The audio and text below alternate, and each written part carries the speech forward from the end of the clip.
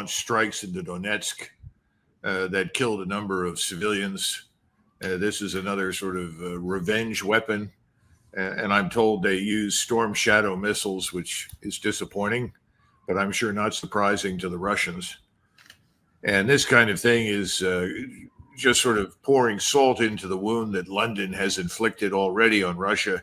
I wonder how long Moscow will put up with it before they actually do something to the British, but let's hope not.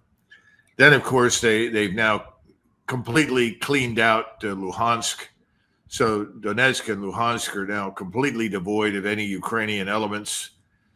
And I think you've got to look at the bigger picture and understand that there are a number of different things happening on different levels. The Akhmat Brigade or the Reinforced Battalion, I don't know which it is, which is largely but not exclusively Chechen, has been receiving reinforcement from Russian drone operators.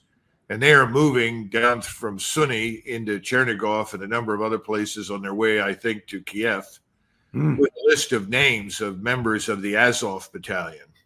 You'll recall the Azov is this sort of neo-Nazi organization that delighted in killing Russian prisoners and murdering Russian civilians. And my impression is that because they are known in Russia as the head choppers, that as they run across these neo-Nazis, they're decapitating them and moving on. So I think Russia is getting ready for the final phase, which I think is going to have to include crossing the river into Kiev and then moving south on Odessa. And they're benefiting at the moment, I think, from President Trump's desire to put Ukraine behind him as much as possible, to try and still normalize relations with Moscow and focus preeminently on the Middle East and Israel. Are there any discernible pressures on President Putin to bring this to an end more quickly, or are there pressures but he resists them using his same slow, methodical, regular, consistent, systematic pace? I think there's both. You hit the nail on the head. First of all, the Russian population would like to see this whole Ukraine thing come to an end, and they would prefer to see a sledgehammer taken to Kiev, to the government. But you've got President Putin, who has moved cautiously and deliberately, and though this has taken a lot of time, it's proven to be a smart move, because what he didn't want to do is he didn't want to draw us in, or for that matter, NATO, into a conflict with Russia. And I still think that that's uppermost in his mind. That's not because of fear. That's because he recognizes the utter futility and stupidity of broadening the war that way. So he's going to continue, I think, on the same path. But I think we can expect between now and the end of September that the map will have changed profoundly. And what happens at that point, with the Europeans, who knows? I still think he's waiting to see some of these governments in France, Germany, also in Great Britain at some point, but more importantly in France and Germany change. And I think they will. In the interim, he continues to supply arms to the regime? You mean President Trump? Yes. Yeah, he does, but I think he's trying to find ways to dampen it, to reduce it. Remember, he's dealing with a Congress that is incurable in its hatred of Russia and its determination to do to Russia what now we seem to be equally interested in doing to Ukraine, which is overthrow the government, divide it up, fragment it, and then strip it of its resources. That obviously has failed against Russia, but that's definitely on the agenda now in the Middle East for Iran. Without redefining the term totally obliterated, can we get to the bottom of what our bombs caused and did 2 weeks ago? Well, you've talked to a number of people who are far more expert on that topic than I am. And, I think the world of Ted Postal, he's been a truth teller on a whole range of things from SDI and missile defense forward. I think he's told us what we know and can know at this point. I think, though, and this is important, that President Trump weighed in for different reasons. Obviously, He was approached by Netanyahu for a ceasefire because Israel was being pulverized. And when I say pulverized, I don't mean the whole country, but certainly the key targets. And, Larry Johnson's map is great. It throws into very sharp relief the enormous damage that the Iranian missiles had done. And I think everybody needs to see that because that's a tribute to Iranian missile technology and precision. And I think they needed a break from this. They were also obviously running out of their own missiles. And again, everybody knows that when you're trying to shoot down an incoming missile, you're going to shoot at least 2 at the incoming missile. And at that kind of rate, within a few days, you're going to be in a lot of trouble because you're just going to run out of anti-missiles. But I also think President Trump decided that this might be a way that he could bring this conflict to an end.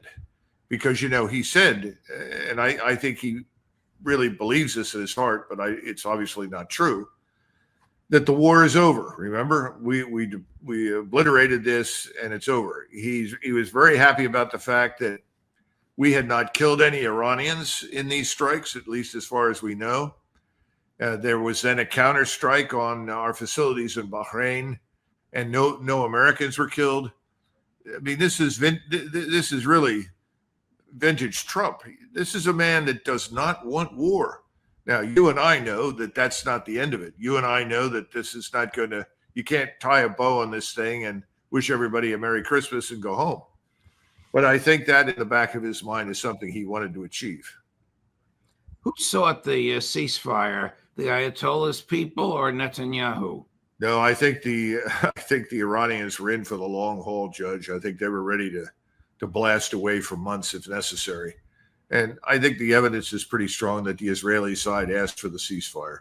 And of course, you had this man, Ben-Gvir, who was caught in public when he was asked, why have you turned to the Americans after only a few days for help and assistance? And he said, we underestimated or we didn't appreciate the quality of the Iranian arsenal and what they could do. And I think he was telling the truth for a change.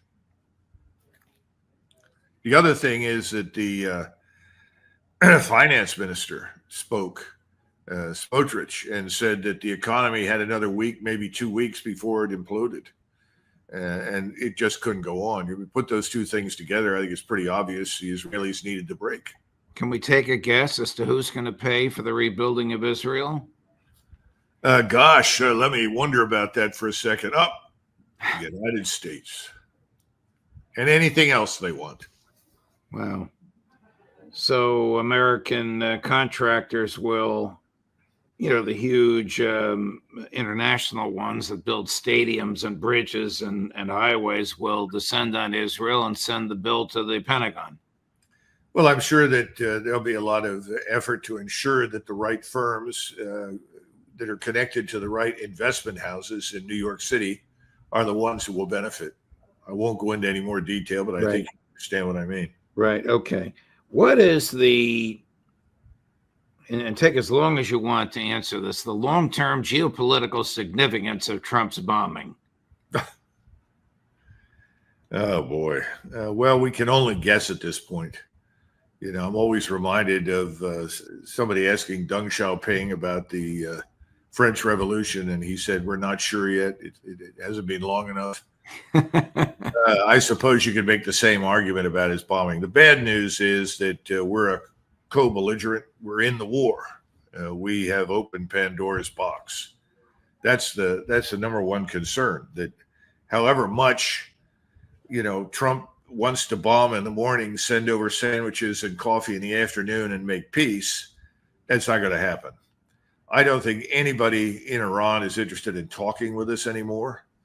They'll listen to what we say, but I don't think they'll put much store in it. They see him at this stage as Israel's instrument, that he's the backer and the source for whatever Israeli power exists, and therefore they're not going to listen to him. I mean, they already feel as though he lied to them.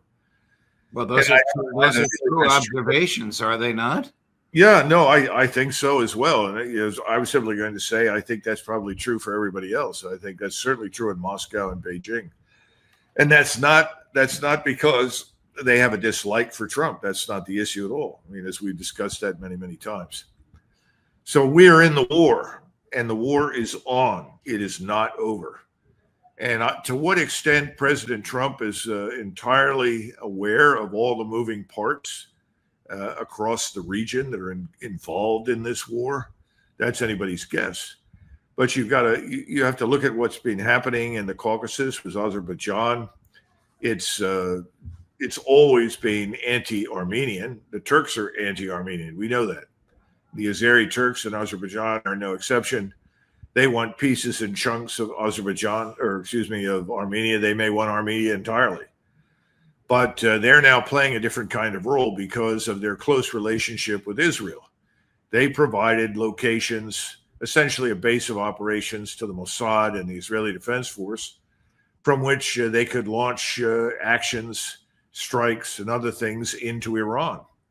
And they haven't made much of an attempt to disguise that.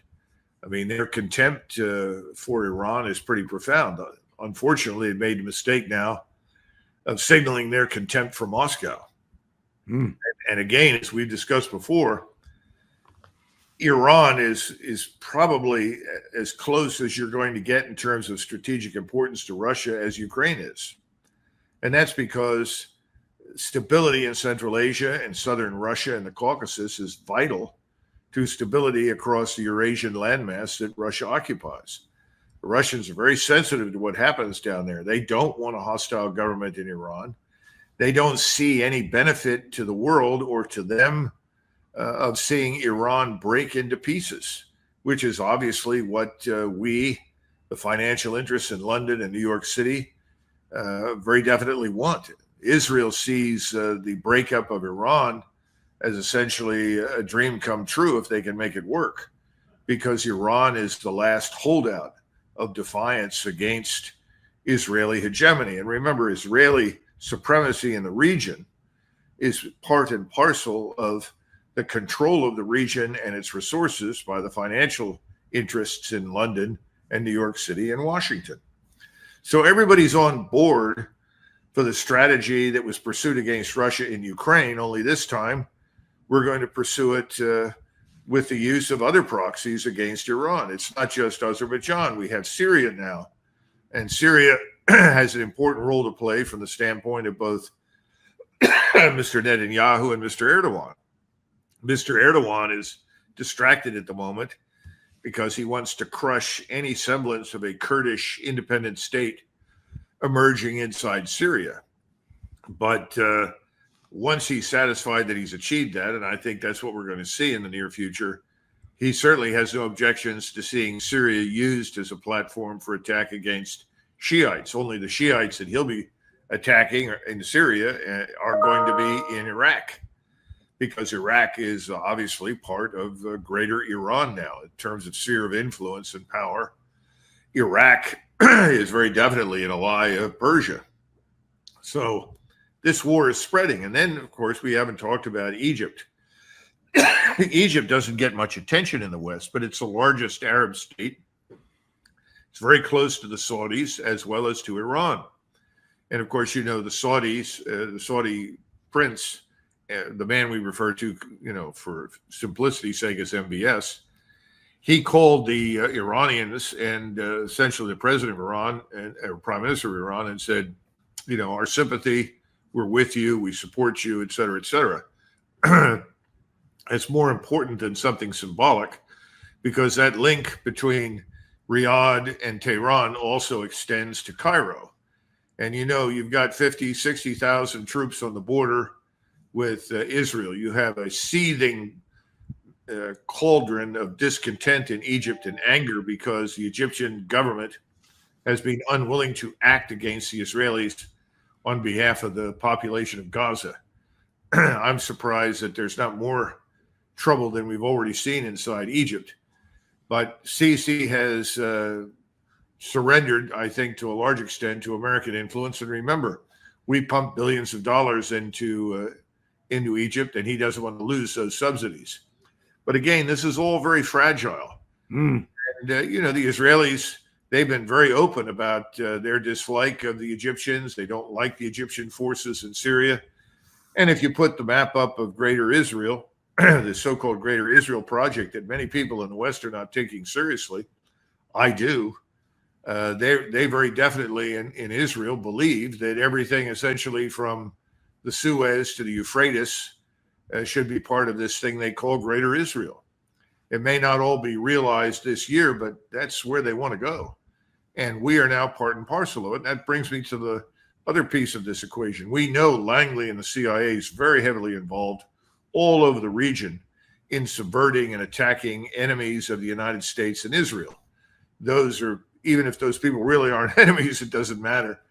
And they're interested in subverting at every turn Iranian influence and power in the region, particularly in Iran and Iraq. But that's not the biggest chunk at this stage for our consideration. The other is CENTCOM. U.S. Central Command has become a very, very powerful entity within the broader national security framework. Apparently, CENTCOM provides the intelligence directly to the White House, and General Kurilla is widely thought to be closer to Prime Minister Netanyahu than he is to President Trump, which is a strange sort of phenomenon. He also seems to be very gung-ho about the use of American military power wherever possible to extend Israeli power and influence. So we think there's joint planning going on between the Israelis and CENTCOM about the potential use of American military power. How much? Where would that be? I mean, who knows? But I think it's pretty obvious that General Kurilla is involved with that. Then, of course, you have the new chairman of the Joint Chiefs, and he's endeared himself to President Trump. I guess President Trump liked him because he thought he was a quote-unquote tough guy as an Air Force general committing air power against people in the region when he was president, trying to fight ISIS, the very people that he now embraces in Syria. And this man sat on the board of a hedge fund that I guess is headed by Jared Kushner's brother. Now, whether or not that means anything politically, I don't know, but I suspect that this man Kane did not get his job if he had any reservations about embroiling U.S. air and naval power, or potentially even special ops or ground forces in the region, working closely with Israel to achieve Israel's aims. He was a retired three-star who apparently ran into Trump at a MAGA rally during the 2024 campaign. There's no sense delving into their relationship. Somebody, whether a four-star or a deputy secretary of defense, is going to get through to Trump that his bombing mission failed. What is he going to do next? Is he going to use low-yield nuclear weapons to satisfy Netanyahu's bloodlust? You do have advocates in the air and naval circles for the use of low-yield nuclear weapons. They've always been there. A few years ago, there were people in Congress, and I say at least 10 years or more, who were raising the alarm about funding low-yield nuclear warheads for use on cruise missiles and so forth. And they rightly pointed out, how does the enemy distinguish the so-called low-yield nuclear warhead from a major nuclear attack? And the answer was, well, we think they'll figure that out. But that wasn't widely accepted. But nevertheless, they funded it. So now we have these weapons, and there is always a temptation to turn to them on the assumption that that weapon alone will do the damage that we need in order to, quote unquote, win the conflict. I hope not, but that's with us. That's always been with us. And I think Elbridge Colby, who is in the Department of Defense as a undersecretary or something, was once an advocate for that. I don't know if he's changed his mind, as he seems to have changed his mind on a number of things, as almost everybody who finally got on board with the Trump administration did. We came across a very interesting interview with Senator John Kennedy doing his country bumpkin routine, but of course he's a graduate of Harvard Law School and has a degree in philosophy from Cambridge University. Nevertheless, this is the way he portrays himself.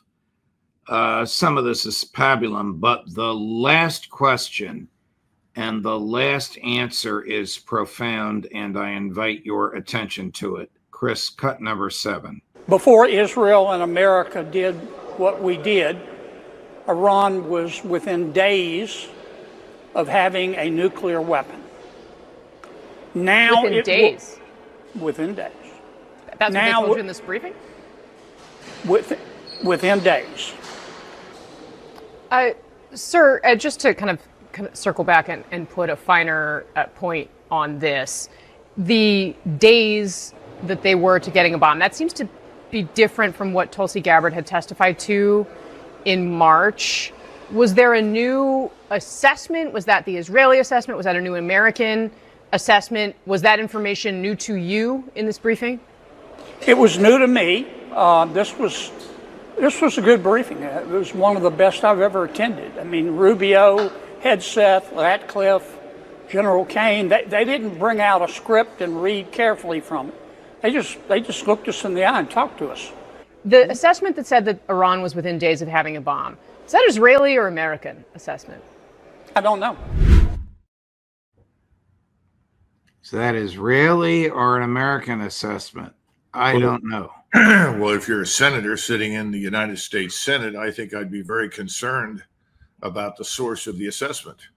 And if it were foreign, because Israel, contrary to popular belief, is a foreign state with interests that do not necessarily align with ours, then I would like to know that. In fact, I'd like to know why I am listening to an Israeli assessment. So the otherwise usually adroit Senator Kennedy made a mistake, Judge, don't you think? Yes, I do. I don't know when this is going to come back to haunt him or become a big deal. This statement was made 2 days ago. Well, Judge, that reminds me of something I read in Stimson's papers. Stimson, of course, was the Secretary of War, and he was writing about Pearl Harbor, and he wrote, "Thank God the Japanese attacked us on the 7th of December. If they hadn't, we would have had to attack them in order to get this war started 2 weeks later." Now, that's in Stimson's papers. I think this is the same set of Stimson papers that reveal not only was he grateful that they attacked, but he knew the attack was coming. And 2,700 18-year-old sailors went to a watery grave. No, that's right. And, I'm just saying that it's disturbing to me that, he says, well, I don't know if this was an Israeli source or an American source. I would always insist on knowing the source. And if it did not have a legitimate American stamp on it, then I would be very reluctant to accept it. That's not to say that the Israelis don't have good intelligence. They frequently do. But we also know that since 1995, Mr. Netanyahu has been telling us that they are within months, and then a month, and then weeks, and then 1 week, and then days, and now hours. I mean, come on. How often do we have to march down this trail? But right. Money has a habit of making things go down and making things more palatable than they otherwise would be. And I'm sure that there's lots of Israel lobby money involved that makes this attractive. Colonel, I'm sure you noticed, as I did, whose name was missing: Rubio, Hegseth, Ratcliffe, General Kane. How about Director Ratcliffe's boss, Director of National Intelligence, Tulsi Gabbard? Well, Rubio is somebody that he knows, who is a card-carrying member of the Israeli club, a lobby member almost. And I think that that's probably enough. Hegseth is too new. Tulsi Gabbard's already alienated people by not unilaterally signing up without question for whatever the Israelis want. That leaves you with Radcliffe, and Radcliffe is, as Max Blumenthal has pointed out, a protege of the lobby. He was created from nothing, came out of nowhere, knowing nothing, and has advanced all the way to the top of the CIA. And he is there for one reason and only one reason. That's what the Israeli lobby wanted in the job. Here we are. Is that an Israeli or an American assessment? I don't know. He might as well have said, I don't know, and I didn't ask. I'm sure that's rather obvious. Yeah, well, that's unfortunate, but I wish that wish he had asked. But then again, we understand what the real conditions are on the Hill. These decisions are not in their hands. They know that. They want to be on the winning team. Remember your discussion about Charlie Rangel? And you Right. talked about the fact that Rangel said, no, we're not going to object to anything the president does. And if he's successful, we'll cheer him. And if he's not, then we'll attack him.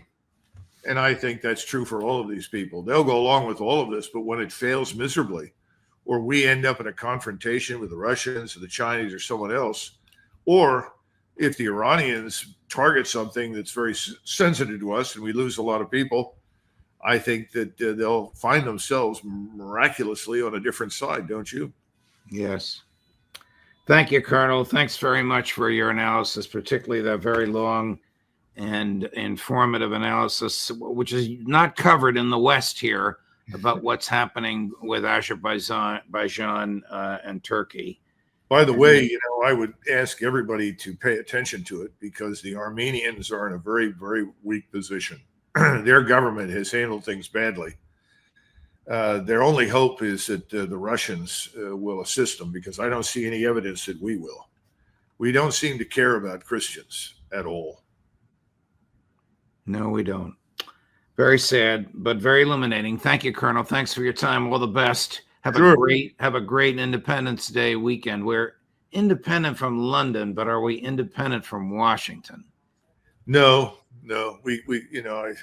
I was talking earlier to a Norwegian friend, Glenn Deason, and I said, you've got to resurrect Harald Hardrada, the great Viking that got killed outside of York and tried to invade England in 1066. Maybe he can put some iron back into the souls of Norwegians. And he laughed. I'm beginning to think we need to resurrect George Washington because if he were here and he watched the extent to which we have been manipulated by foreign powers and influence, I think there would be a new revolution.